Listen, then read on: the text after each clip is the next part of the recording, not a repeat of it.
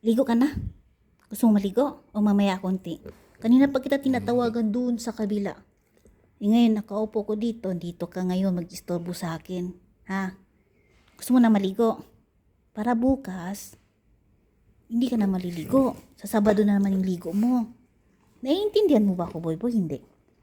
O diba? So, ibig sabihin, naiintindihan mo ko kasi yung tail mo gumagalaw. Ha? Gusto mo na maligo ngayon? O mamaya konti? Gusto mo matulog? Show me how to sit down. Sit down mo, boy. Sit down mo, boy. Sit down. Sit down, sit down, sit down. Sit down mo, boy. Sit down. Sit down. Goodbye. Ayaw mo sit down.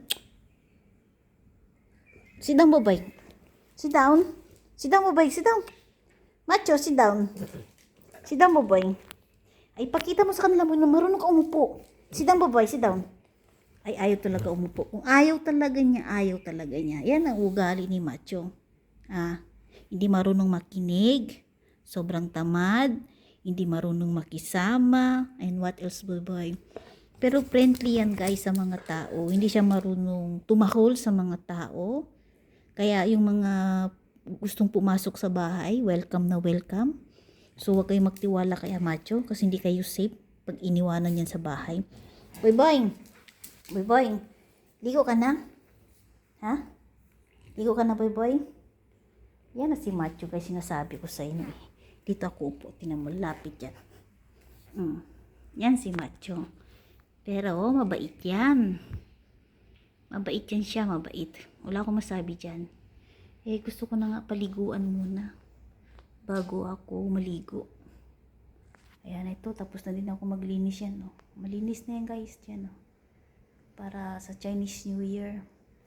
Ayan, at saka, ano sila dito? Sa Lunes pala, mag-aalisan sila. Balik kami lang dalawa ni Macho ang maiwan dito. Kaya ang gagawin namin dalawa ni Macho, exercise kami. Yan, nakikinig lang yan. Ganyan lang yung ginagawa niyan. Marunong lang yan kumain, matulog, maligo, lumabas. Yan si Macho. Di ba, boy, boy? Yan. Nilablab ko yung dalawa na yan eh. Si Macho tsaka si Achay. Dati may mga kasama pa ako dito, guys. Yan, dito yung lagi nakaupo. Diyan nakaupo palagi si Lolo. Habang nanonood siya ng TV. Eh ngayon, wala nang nanonood ng TV. Tuwing Sabado na lang po nandito yung mga anak ni Lolo. Sila yung nanonood. Inutusan nila ako manonood dyan. Hindi ko na kailangan ng TV kasi nga alam niyo naman, high-tech na tayo ngayon. May mga cellphone tayo bawat isa. Masok ka lang sa kwarto, ayan, meron ka nang pinapanood na TV, basta meron ka lang wifi na connect. Ayan, ito lang guys, buhay ko guys dito sa Singapore. Ayan, hindi ko alam kung ano yung gusto ko matulog, pero ayoko nang matulog, tumataba na ako eh. Mahirapan na ako magda-diet. Boy boy, shh! Ligo ka na? Ligo ka na o matutulog ka pa? Ay, tumitingin na siya sa akin. Uy, klaro. Sa 29 na yung balik tayo sa Dr. Boboy. Sa 29 tayo babalik doon.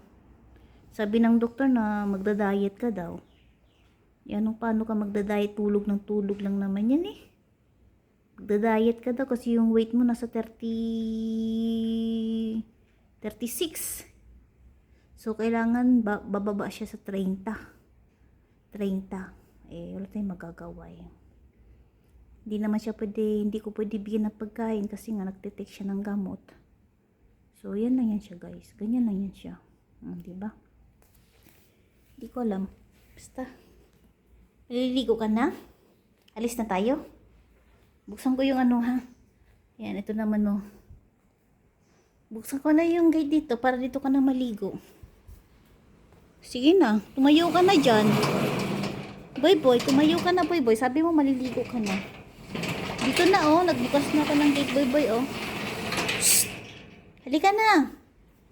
Isa. Macho. Yun yung pagkain ni Macho guys. So dumating na oh. Yun yung kanyang pagkain na yan. Alam nyo magkano yung kinakaano ni Macho guys?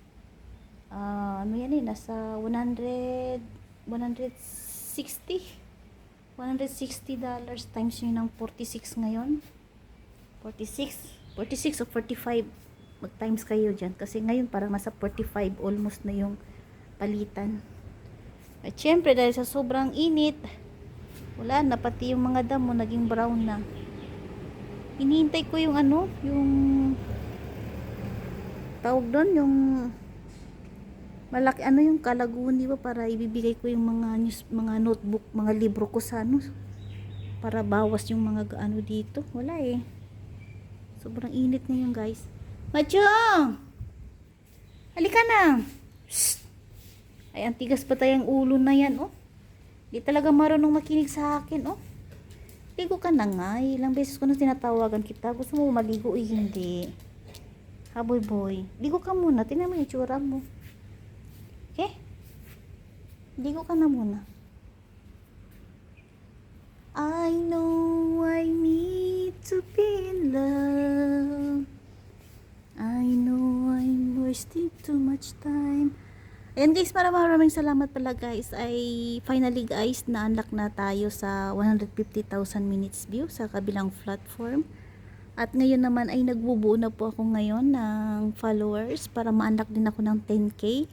So as of now, meron na po tayo 8,050 followers. So kailangan ko pa guys ng 1,950 para ma-unlock na ako sa 2,000. Eh gaya ng sinabi ko, sipag-sipag lang, at dito tayo patutunayan na kaya ba tayo ma-unlock sa sarili nating pagsisikap. At as pagsisikap, ayan, nandito tayo na magsusuportahan bawat isa. At syempre marunong tayo makikisama sa ating mga kapwa nating content creators. Ayan. At si-shoutout pala sa mga nangyari nung lang Sunday na abot sa isang Pilipina na tinadyakan at sinipa ng kanyang boyfriend. Ang katotohanan daw, sabi, ang daming katotohanan na sabi daw nila na sobrang seloso daw yung lalaki. Everyday gusto daw niya kunin yung cellphone ng babae. Sabi naman daw nila, Singaporean daw yung lalaki. Sabi naman nila, itik daw. Eh ngayon, yung kaibigan ng babae, nagagalit dahil nga kung ano daw yung mga sariwa, kung ano daw mga kinikwento yung kanyang kaibigan, eh wala na siyang magagawa kasi tayo ay bilang isang content creators, high-tech na ngayon. Ayan, wala na tayong magagawa, kundi ang advice ko na lang sa babae na nangyari sa Lucky Plaza guys ay mag-move on na lang siya, kasi hindi naman lahat ng content creators na nandito, kundi nasa TV na siya lahat, nasa GMA na siya ngayon, all over the world. Yung ginagawa pa nga nilang istorya nga na sa Hong Kong daw is Banyo Queen, dito naman daw sa Singapore is ano, Tajak Queen daw sabi nila, Sipa Queen daw, Sipa Queen. Eh ganyan talaga, eh nangyari na eh. Sabi ko nga sa inyo guys, mag-iingat tayo. Gaya din ng ahas yan na pinapakain mo yan sa kamay, at balang araw kakainin ka din yan. Kaya kahit anong gawin nyo pa guys, isang pagkakamali lang, hindi mo maiwasan na mawawala tayo sa mundo. At magpapasalamat din na lang din siya kasi ang nangyari yan ay sa public, hindi sa private. Ano pa kaya pag nasa private yung nangyari? At sigurado kabaong na lang siya uwi ng Pilipinas. Kaya ang advice ko na lang sa kanya ngayon, kung ano may nakikita niya ngayon sa mga kapwa content creators, huwag niya i-blame. Nangyari at nangyari na, mag-move on na lang. Mag-uwi na lang siya sa Pilipinas at mag-apply sa ibang bansa. Mas maganda pa. Dadalhin na lang niya yung memories na nangyari sa kanya ngayong 2026, month of February, sa lugar ng Lucky Plaza o sa Singapore. So, gano'n lang talaga guys. Ay, nangyari na. Huwag na natin mag-blame sa isa't isa o kailangan mo paawayin yung mga baka po content creators na gumagawang kwento. Wala na siya magagawa. Kaya yung advice ko na lang sa kaibigan ng babae, huwag na lang siya dumagdag pa para magiging matahimik ng lahat. Bahala na, yung babae mismo ang gagawa ng solusyon kung ano bang dapat niyang gawin sa lalaki na yan. Kasi malaking pagkakamali yung ginawa ng lalaki na pumunta sa saktan ba sa kamay ba? Wala siyang karapatan na iano yung kamay niya sa ibang tao. Mas maganda pa yan, isusumbong niya sa pulis at asikasuhin. Pero pag ginawa mo na hindi karapat dapat, sinaktan mo yung tao, diyan ka malaki yung pagkakamali. Para sa akin naman guys, yung nangyari yan, pag ako yung girl na ginawa sa akin nun, tapos na viral ako, wala akong pinagsisisihan sa mga tao, kundi magpapasalamat pa ako kasi nangyari yung naganap na nandun sila at nabuhay siya. Kaysa naman nung nangyari yan, nasa private, nasa 81 hotel sila. Eh di ka baong talaga siya, di ba guys? Kasi wala nga pakialam yung lalaki kahit maraming tao doon eh.